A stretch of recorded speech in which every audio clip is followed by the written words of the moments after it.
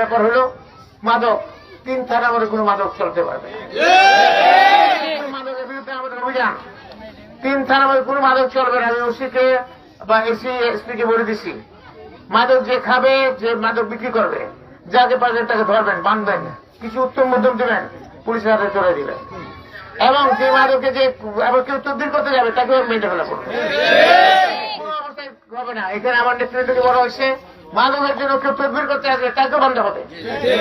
সে যে আবার খাবে ইয়ে করবে, একটা পরিবার ধ্বংস হয়ে যায় ভাই।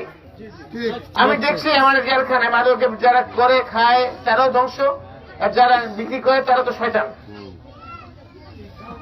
তো আপনি এদের কাছ থেকে কি আমাদের দায়িত্ব নাই? আপনি কি ভয় পান?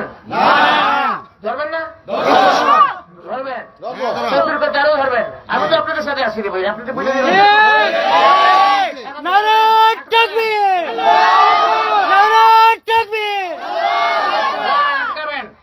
আজকাল কিছু উত্তম মধ্যম দেবেন, তারপর পুলিশের কাছে ধরে দিবেন, তারপর তদবির করতে যদি কেউ যায় তাকে তোমরা ধরবো আমরা।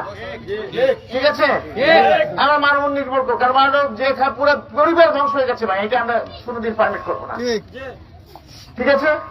আপনারা আমার সাথে একমত? আজকে আর বিদায় নিচ্ছি। আল্লাহ হাফেজ। বাংলাদেশ জিন্দাবাদ। জাতীয়তাবাদ দল, খালেদা জিয়া জিন্দাবাদ।